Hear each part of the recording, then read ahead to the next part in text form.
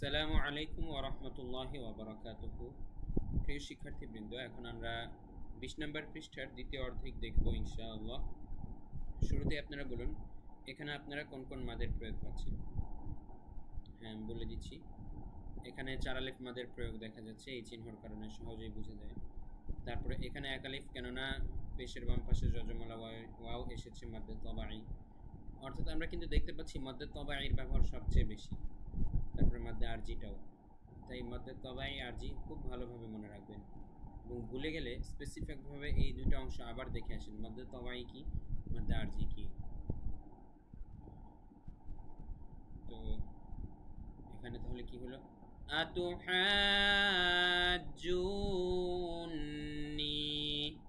এখানেও মাদ্দে তবাই, জেরের বাম পাশে যজমলাইয়া। তারপরে এটা দেখুন, এখানে চার আলিফ মাদের প্রয়োগ, এখানে এক আলিফ কারা জবরের কারণে, আর এখানে এই চিহ্ন থাকার কারণে চার আলিফ। ওয়াসাফাতি ফাইযা জাআতিত তাম্মাতুল কুবরা,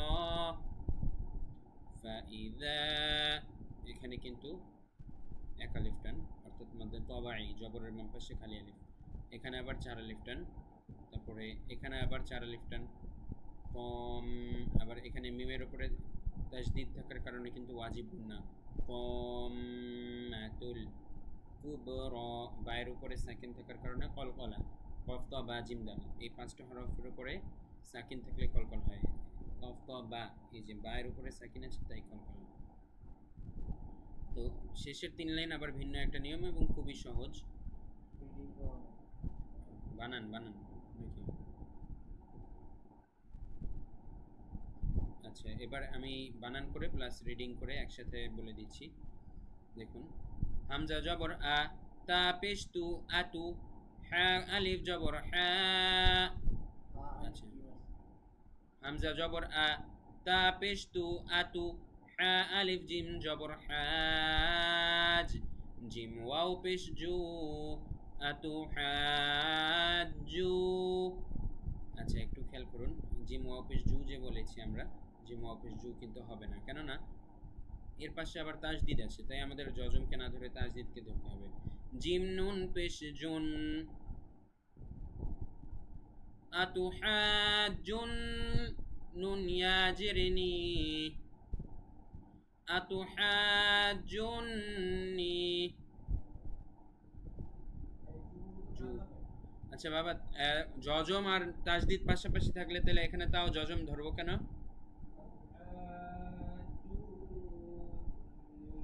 মানে এখানে জজম আর তাজদিদ পাশাপাশি আছে, তাও জজম ধরতে হবে কেন বাবা?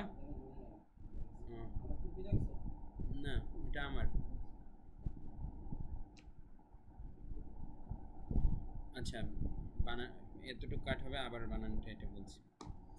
হামজা জবর আ, তা পেশ তু, আতু, হা আলিফ জিম জবর হাজ, আতু হাজ, জিম ওয়াও পেশ জু, আতু হাজু, জিম ওয়াও নুন পেশ জুন, আতু হাজুন, নুন ইয়া জিরনি, আতু হাজুনি।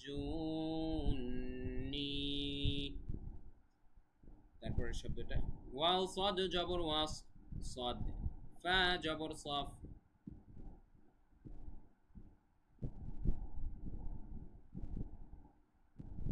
এগুলির বানান কেমনে করে এটা তো আমিও জানি না, এগুলোতে রিডিং করতে পারি। আচ্ছা, হ্যাঁ বলতেছি, দেখি কিভাবে করা যায়। ওয়াও সদ জবর ওয়াস, সদ খারা জবর সা, আচ্ছা সদ ফা খারা জবর, বুঝছি। এটা আবার বলছি, কাঠো। ওয়াও সদ জবর ওয়াস, সদ ফা খারা জবর সফ, ওয়াসফ। প্রিয় শিক্ষার্থীবৃন্দ, এখানে কিন্তু আপনারা খেয়াল রাখবেন, এখানে এখানে একটু ব্যতিক্রম আছে, এগুলো এখানে দেখানো হয়েছে যে তাজদিদের পাশে সাকিন থাকার পরেও দুইটাই আমাদের উচ্চারণ হবে টান দেওয়ার সাথে, তারপরে আবার এখানেও টান দেওয়ার জন্য সবগুলাই উচ্চারণ করতে হবে, তাই তাই বানানটা একটু ভিন্নভাবে করছি, আমি যেভাবে করছি আপনারা সেভাবে করবেন। ওয়াসফ, ফা খারা জবর ফা, ওয়াসফা, তা জেরতি, ওয়াসফাতি,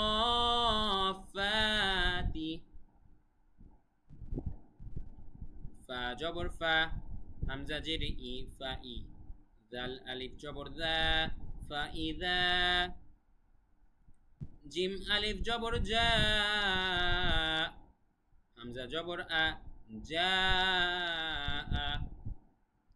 فإذا جاء، تا طا جر تيط، طا ألف ميم جبر طام، فإذا جاءت الطام، ميم جبر ما، طام، تا لام بشتول، طامة، كاف با بشكوب، را كرا جبر را، كبرى، فإذا جاءت الطامة الكبرى। দরজাটা খুলে দাও দুজনে, অনেক বাতাস আসতেছে সুন্দর।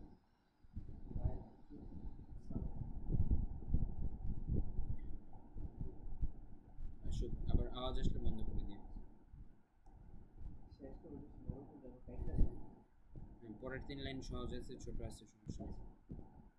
তাহলে দেখুন প্রিয় শিক্ষার্থীবৃন্দ, একসাথে বানান করে একসাথে রিডিং এর মতো। তাহলে দেখুন প্রিয় শিক্ষার্থীবৃন্দ, একসাথে রিডিং এর মতো একটা না একবার বলে দিই।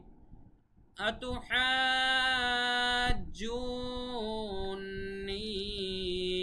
ওয়াসাফাতি, ফাইযা জাআতিত তাম্মাতুল কুবরা।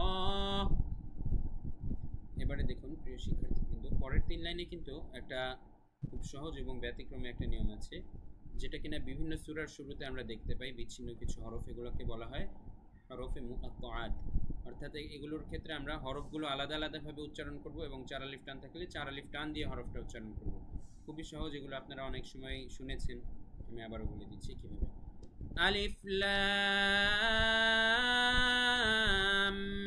মিম, মানে প্রত্যেকটা হরফ আলাদা আলাদাভাবে যে হরফের যেই নাম সেটাই উচ্চারণ করব। শুধু উপরে এই চিহ্নটা 4 আলিফ টানের চিহ্ন থাকলে হরফটা 4 আলিফ টান দিয়ে বলবো। এটাও একইভাবে আপনারা আগে চেষ্টা করুন, পরে আমি বলছি। আলিফ লাম মিম সাদ, একইভাবে এটা বলুন। এটা হচ্ছে আলিফ লাম রা। দেখেন এখানে কিন্তু র এর উপরে খাড়া জবর আছে, তাই রতে শুধু এক আলিফ টান হয়েছে, আর আলিফের উপরে কোনো চিহ্ন নেই, তাই আলিফ খুব দ্রুত বলেছি। চিহ্ন আছে লামের উপরে, তাই লাম 4 আলিফ টান দিয়ে লাম বলেছি। একইভাবে এটাও বলুন।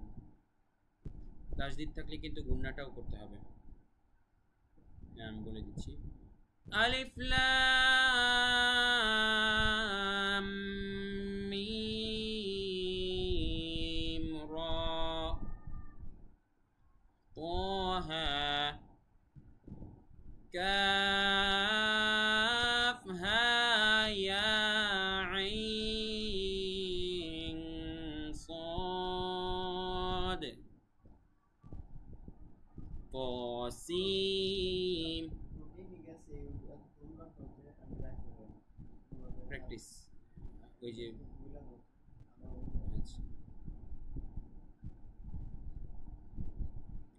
প্রিয় শিক্ষার্থীবৃন্দ, আপনাদের অনেকেরই মনে হতে পারে যে এখানে তো অনেক বড় টান, তাহলে এতক্ষণ দম রাখবো কিভাবে? এটার জন্য টেকনিকটা বলে দিচ্ছি। প্র্যাকটিসই হচ্ছে আপনাকে এই ক্ষেত্রে পারফেক্ট করে তুলবে। দেখুন, যারা কখনো সাঁতার কাটেনি তারা যদি ডুব দেয় সর্বোচ্চ 10-12 সেকেন্ড থাকতে পারবে, কিন্তু যারা প্রফেশনাল ডুবুরি তারা ডুব দিলে কিন্তু 3-4 মিনিটও তার নিজের শ্বাস ধরে রাখতে পারে। তাই অর্থাৎ শ্বাস ধরে রাখাটা সম্পূর্ণই প্র্যাকটিসের বিষয়। তো পৃথিবীতে কিন্তু এমন কারিও আছে যারা পুরা কোরআন শুরুর থেকে শেষ পর্যন্ত 1 পৃষ্ঠা পুরাটা, মানে 1 পৃষ্ঠা পরিমাণ পুরাটা একশ্বাসে বলতে পারে ধীরে ধীরে। তাও আবার ওরকম মানুষও আছে যারা 3-4 মিনিট দম রাখতে পারে। আমরা সাধারণ মানুষ হয়তো এত পারবো না, তবে সামান্য প্র্যাকটিস করলে একটা শব্দ তো ইজিলি পারবো, আমি যেমন পারছি আপনারাও একটু প্র্যাকটিস করলেই পারবেন ইনশাআল্লাহ। মনে করিয়ে দিয়ে আপনাদেরকে একটা ছোট্ট মজার ঘটনা। কারি আব্দুল বাসেতের নাম আপনারা কিন্তু নিশ্চয়ই শুনেছেন। তিনি কিন্তু কোরআনের পুরো একটা বড় পেজ এক শ্বাসে পুরাটা ধীরে ধীরে কারির ন্যায় তিলাওয়াত করতে পারেন, এবং পৃথিবীর মধ্যে একটা বিরল দৃষ্টান্ত তিনি উপস্থাপন করেছিলেন এত দীর্ঘ সময় তার দম ধরে রেখে।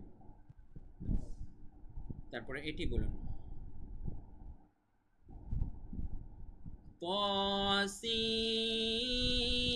طاسيم ميم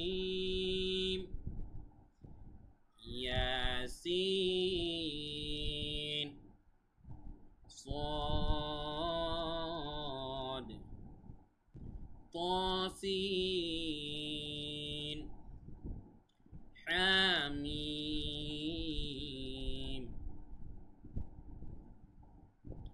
عين سين قاف قاف নুন।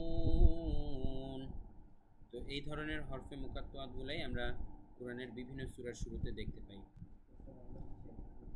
তো প্রিয় শিক্ষার্থীবৃন্দ, এর মাধ্যমে আমাদের 20 নাম্বার পৃষ্ঠা পাঠ শেষ হলো। আশা করি আপনাদের কাছে কোর্সটি খুবই ভালো লাগছে, আলহামদুলিল্লাহ। তো আমরা আশা করব আপনারা অবশ্যই আপনাদের পরিচিত এবং প্রিয়জনদেরকেও এই কোর্স শেয়ার করে তাদেরকেও কোরআন শিক্ষা করার সুযোগ করে দেবেন সবাইকে।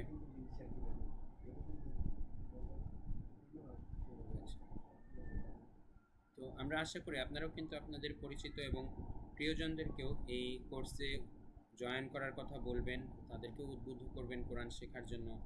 তো সে আশাবাদ ব্যক্ত করে আমরা আজকের ক্লাস শেষ করছি। ওমা তাওফিকি ইল্লা বিল্লাহ। আসসালামু আলাইকুম ওয়া রাহমাতুল্লাহ। আগের সবগুলাতে যে শেয়ার বলছি কিন্তু সমস্যা নেই, প্রথম 10,000 যখন হয়ে যাবে তখন ওয়েবসাইটে যাবো, বুঝছো? 10,000 যখন হবে তখন আমি ওয়েবসাইট বানাবো আর কিছু করে ইনশাআল্লাহ। প্রথম কিছু মানুষ ফ্রি পাইলে অসুবিধা নেই, পরিচিতি হবে। আল্লাহ। হ্যাঁ, আসো আগে যতটুকু পারা যাবে।